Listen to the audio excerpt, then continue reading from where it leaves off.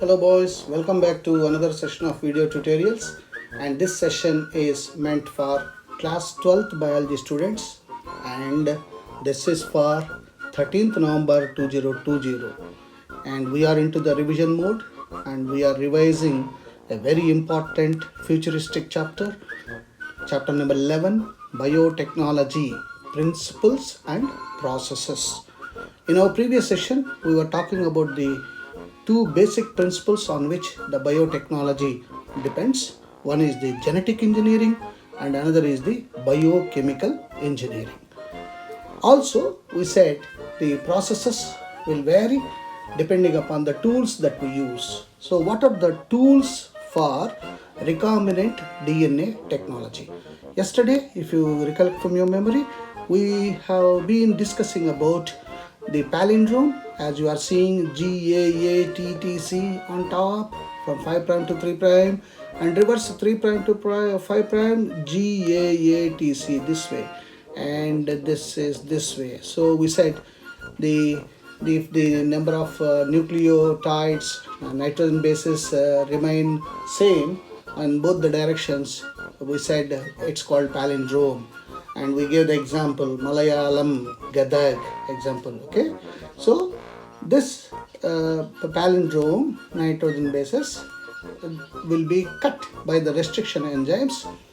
It's a little bit away, as you are seeing here. It cuts a little bit away and you get a sticky end, and to this sticky end we are joining the respective or suitable nitrogen bases. Thus we are having a recombinant DNA.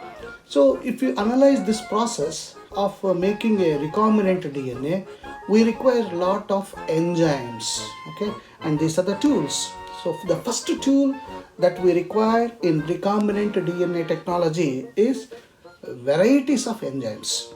So basically, you know, enzyme is a type of protein and it performs a particular function. And without its presence, the speed at which the rate of reaction takes place will be slower. So it's a controlling mechanism. Enzyme plays something like a cricket umpire role. The cricket umpire will not do batting, bowling, nor fielding, but he will ensure that the game goes on smoothly without any hiccups.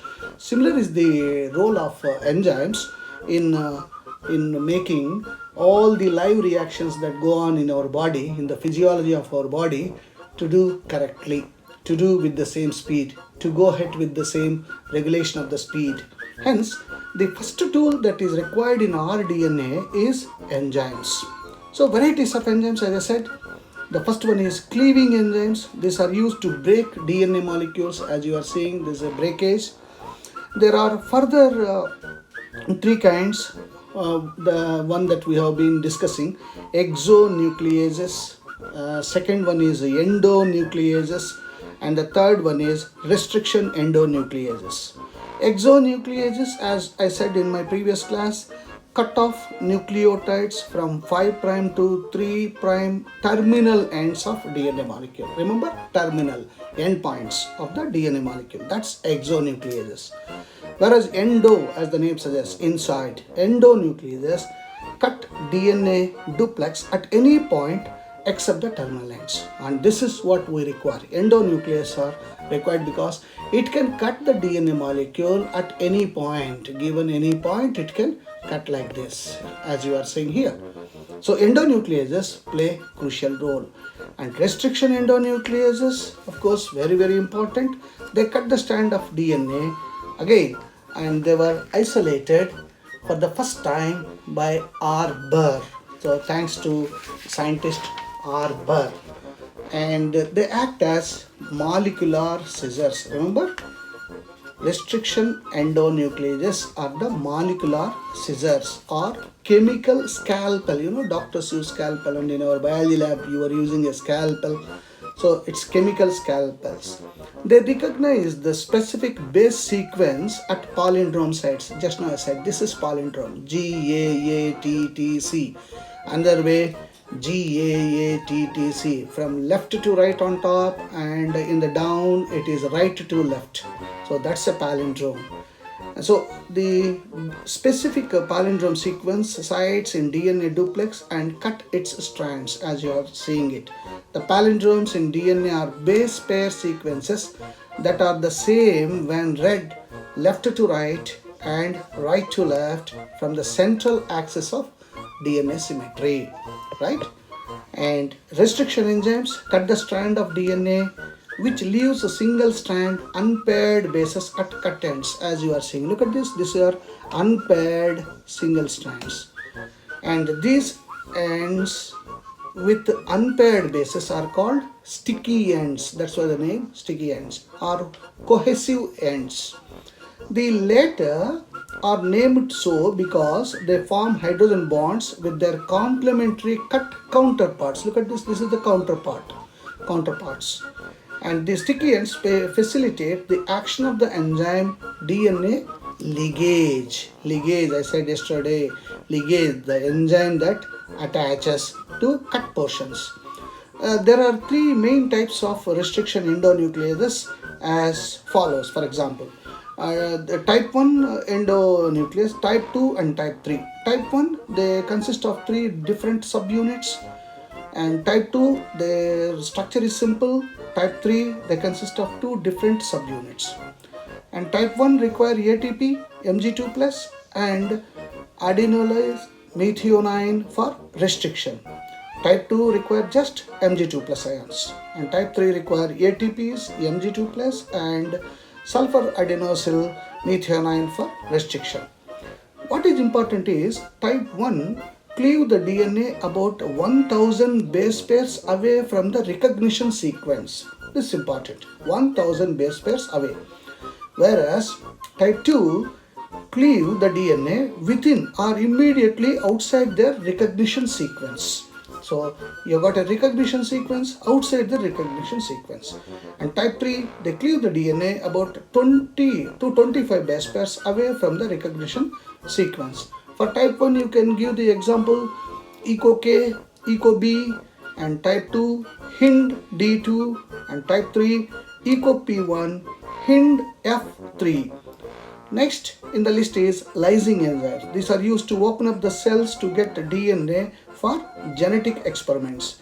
You know, lysosomes, lysing means digesting, dissolving. So you got lysozymes.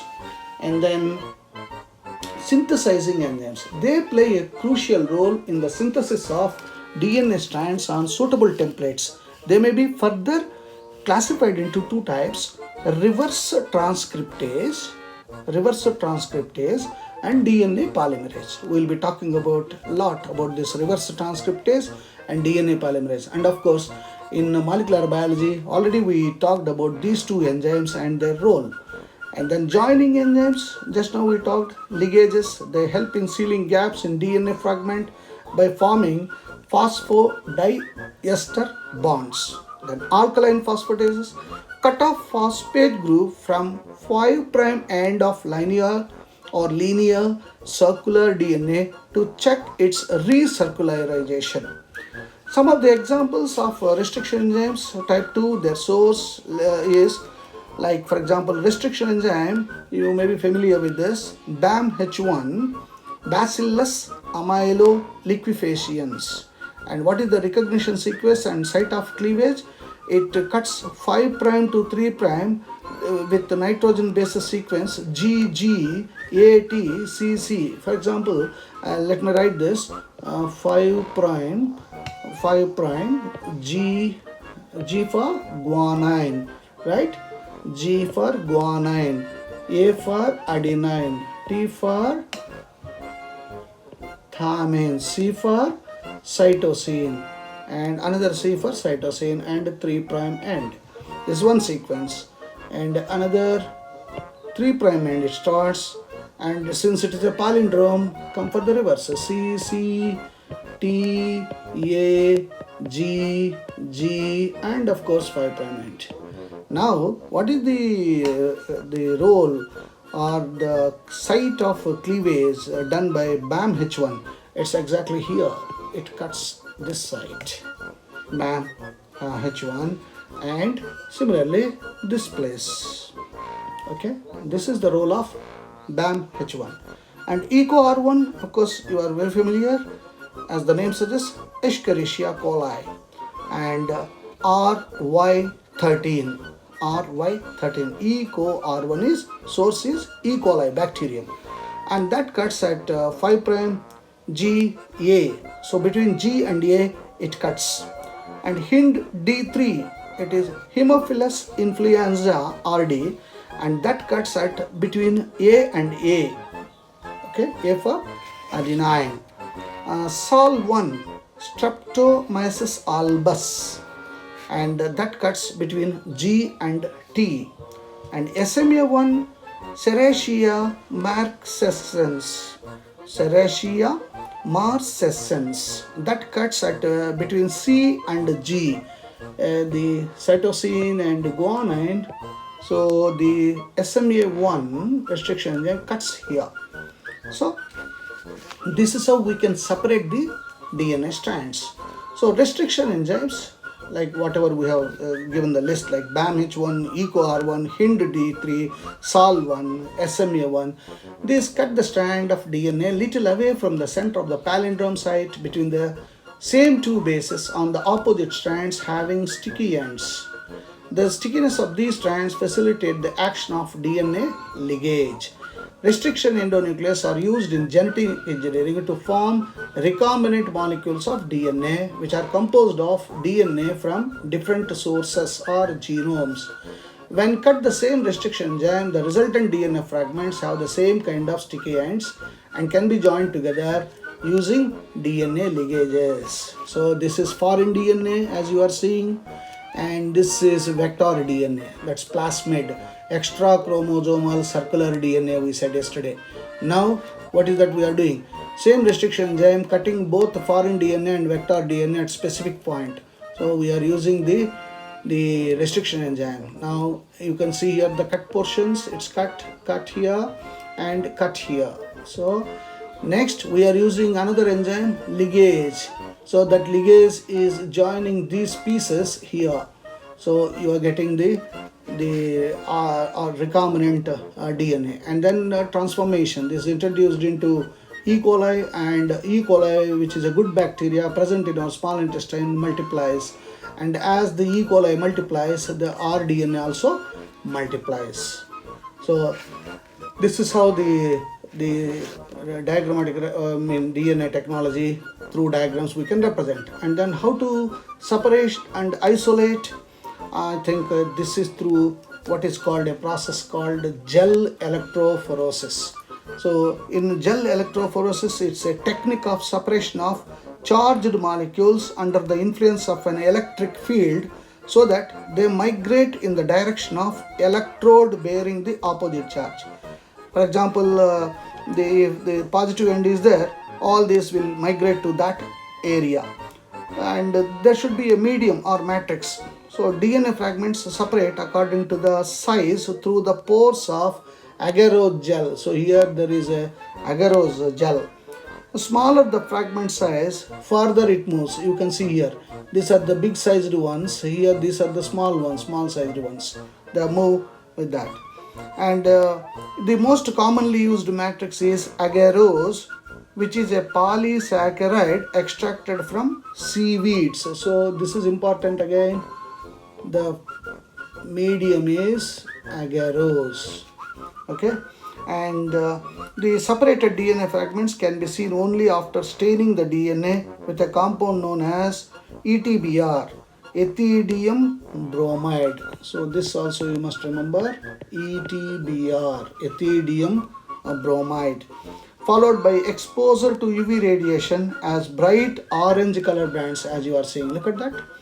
And the separated brands of DNA are cut out from the agarose gel and extracted from a gel piece. This step is called elution. So this is how we separate the DNA fragments, and the process of separation of the DNA fragments based on their size with polarity is called gel electrophoresis. And how to do the cloning vectors, that we'll discuss in our next class. Until then, keep practicing, keep